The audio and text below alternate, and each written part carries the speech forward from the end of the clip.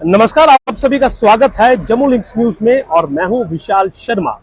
इस समय जो खबर मैं आपको बताने जा रहा हूं, ये खबर बहुत महत्वपूर्ण है जम्मू कश्मीर के संदर्भ से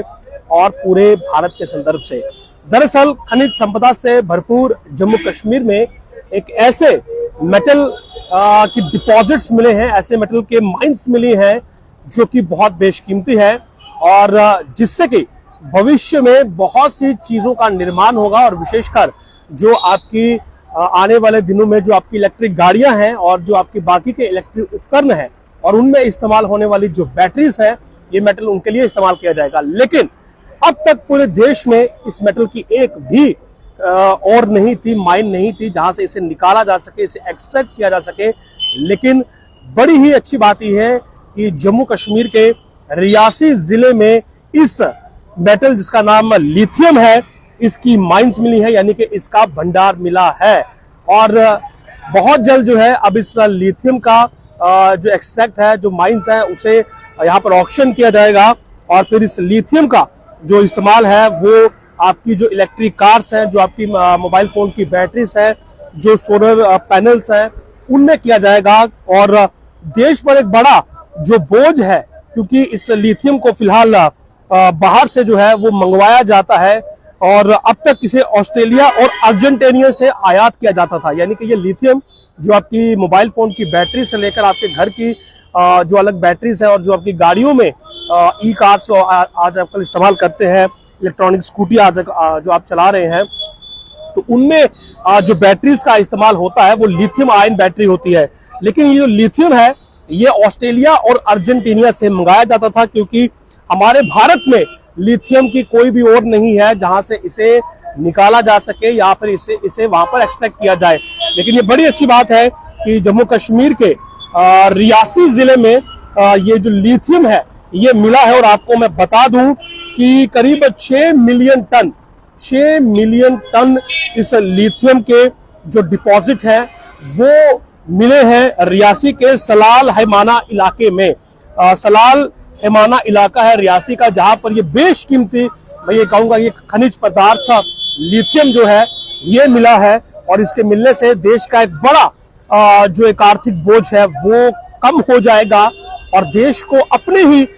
घर से, और विशेषकर जम्मू कश्मीर का जिक्र होगा, रियासी का जिक्र होगा, तो वहां से इस लिथियम का भंडार मिलेगा। अभी जीएसआई ने जो है वो इसको लेकर, जो कि जियोलॉजिकल सर्वे ऑफ इंडिया है, इसको लेकर जो सर्वेस किए थे वहां पर इसे अप्रूवल दिया है। GSI has now approved it and it will taken for the auction after lithium reserves were found. तो अब ये इसका ऑक्शन होगा और ऑक्शन के बाद जाहिर सी बात है बहुत बड़ा बोझ जो है वो देश पर से हट जाएगा, क्योंकि ये पहले बाहर से मंगवाया जाता था, इसका आयात होता था ऑस्ट्रेलिया अर्जेंटीना से। क्योंकि अब हमारी तमाम चीजें जो है वो इलेक्ट्रॉनिक का हो रही हैं, हमारी गाड़ियां 4 व्हीलर हो, 2 व्हीलर हो, हमारे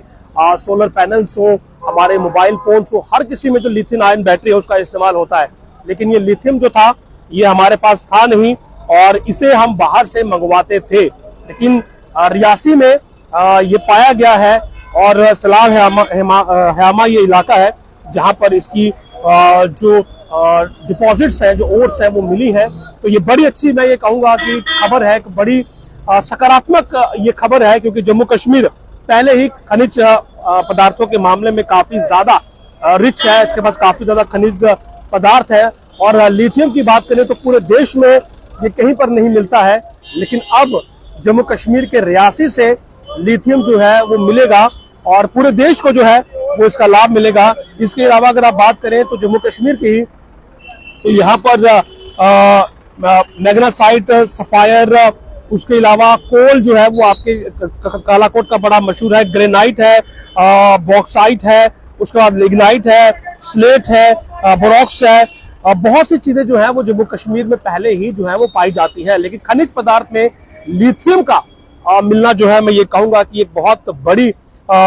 लैंडमार्क उपलब्धि है, एक बहुत बड़ी, मैं ये कहूंगा कि कुदरत की सौगात है कि वो चीज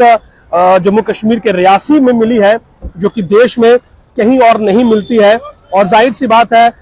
इससे देश की जो इकोनॉमिक स्थिति है उसमें काफी ज्यादा सुधार होगा, क्योंकि वो लिथियम जो कि अब हमारी जिंदगी का एक अहम हिस्सा बन चुका है, क्योंकि हम अगर मोबाइल फोन का इस्तेमाल करते हैं पूरे दिन भर तो इसमें भी हमारी जो बैटरी है उसमें लिथियम पड़ा हुआ है। लेकिन हम ये नहीं सोचते कि जो लिथियम हमें हमारी बैटरीज में मिल रहा है, हमारी अगर हम गाड़ी का इस्तेमाल करते हैं, अगर हमारी गाड़ी में बैटरी लगी है उसमें अगर लिथियम है, हमारे सेलफोन की बैटरी में लिथियम है, हम आज सोलर सिस्टम की बात करते हैं, हम सोलर पैनलिंग की बात करते हैं, उसमें बैटरीज लगती है, उसमें लिथियम है, लेकिन आखिर ये लिथियम आएगा कहां से? और अगर देश में जो कि अब रियासी में लिथियम की एक बड़ी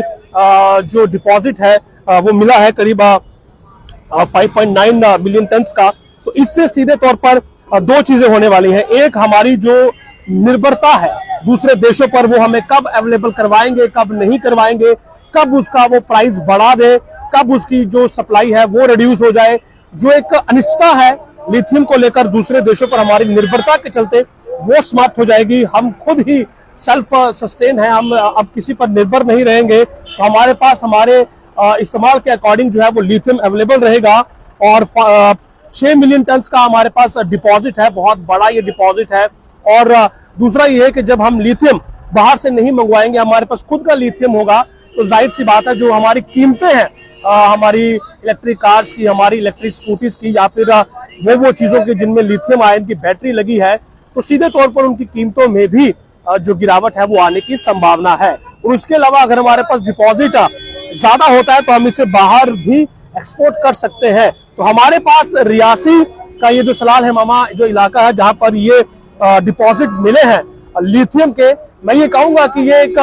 ब्लेसिंग है कि इतने बड़े मैं ये कहूंगा देश में केवल रियासी ऐसा जिला बना है जहां पर लिथियम